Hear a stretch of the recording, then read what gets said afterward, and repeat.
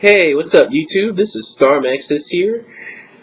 I got a response to my video, Ridiculous Beliefs and Facts in Islam, and this video is going to be my response to his response.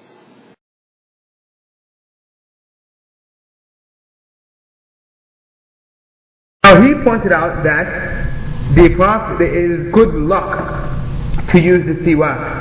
Now there is no good luck mentioned in this entire hadith. This is number one contradiction. Had he any understanding of Islam, he would know that good luck or omens of good luck are not allowed in Islam. This is considered shirk. So obviously we already know that he was a fake Muslim.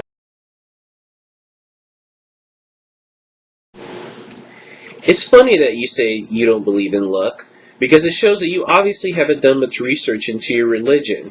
Because if you had, you'd know that your prophet sure believed in luck.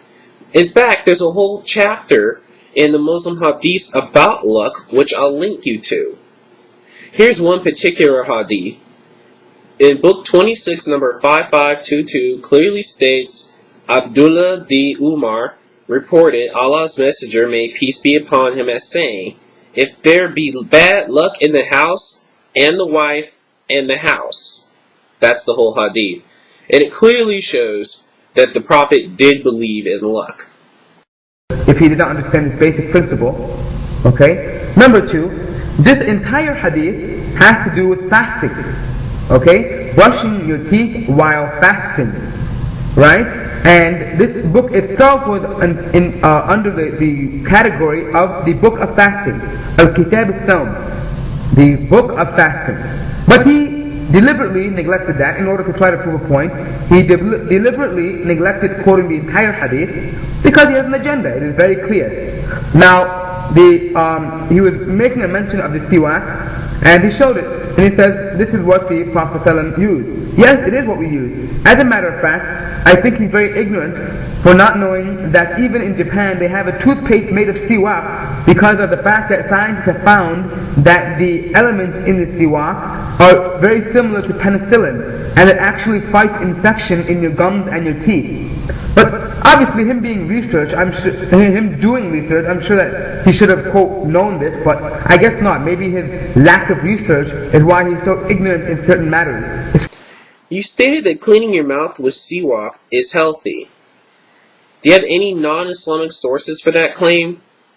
You stated that even the Japanese have a toothpaste made with siwak, so therefore that is proof that it is good for you. Assumingly more so than the methods that we currently use today. Guess which logical fallacy that is. Especially within Islam. But moving on to point number two that he made. He said jinn snatch things when you sleep. Right? Okay. First of all, this is incorrect. Because this is the hadith here that he did not quote fully. Okay? Narrated from Jabir ibn Abdullah, the Prophet ﷺ said, cover your utensils and tie your water skins and close your doors and keep your children close to you at night as the jinn spread out at such time and snatch things away. When you go to bed, put your lights out for the mischief doer, i.e. the rat may drag away the wick of the candle and burn the dwellers of the house. Atta said the devils instead of jinn. Okay? Now, first of all, he forgot to mention the rat. Okay, when mentioning the hadith, he conveniently obliterated that and was oblivious to it. And now, the jinn, right, here are referring. I don't see how this is ridiculous. So, you do acknowledge that genies steal things at night, according to your religion. Atheists may believe in aliens, but you don't call them ridiculous, right? People believe in spirits, but you don't call them ridiculous, right? But Wait, so let me get this straight. You're saying that since atheists believe in aliens, which I trust you have your sources to back up that claim, that it is therefore okay for you to believe in genies? Is that what you're telling me? That's such an ad populum logical fallacy, dude.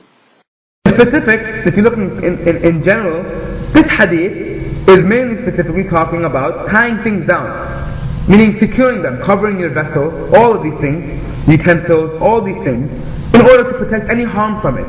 Now, if you think that's ridiculous, then obviously you are a moron.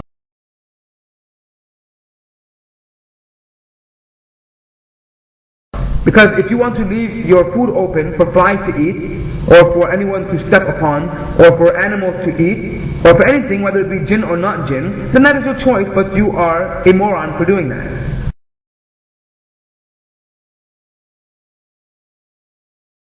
So point number 3, moving on.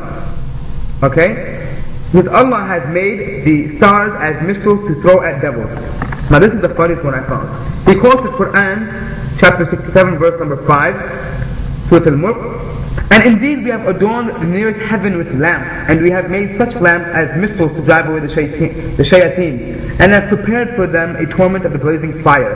Now the word star was not mentioned in this entire verse. He quoted stars as in lamps. This is his interpretation, right? The word for star in the Arabic language is an-najm. You don't know Arabic! You don't know Arabic! You don't know Arabic! Right? The verse does not use an-najm.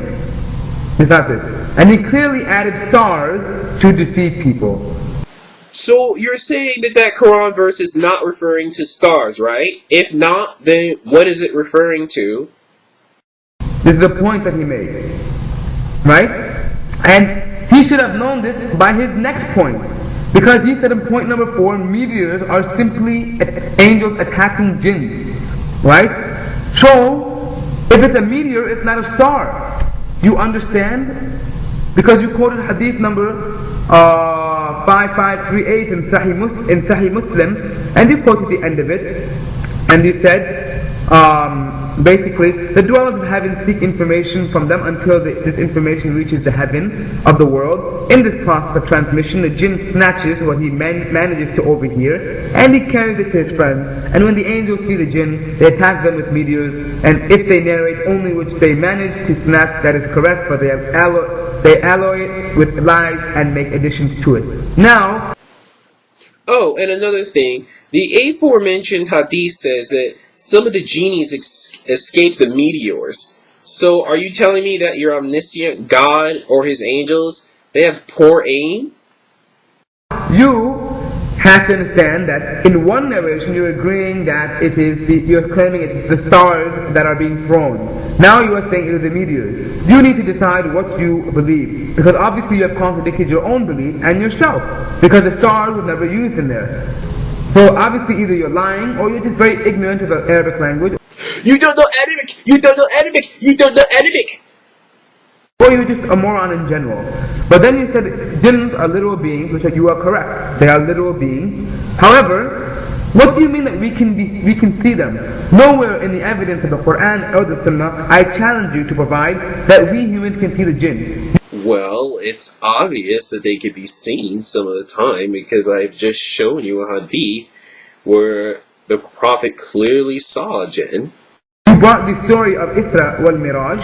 Now Isra wal Miraj is the journey that the Prophet made to the heavens, right? And he saw things that human beings did not see, right? So the issue is that no one can see jinn. This is part of ilm al-ghayb, of knowledge of the unseen. If you knew anything about basic Islamic knowledge, if you claimed that you were a Muslim,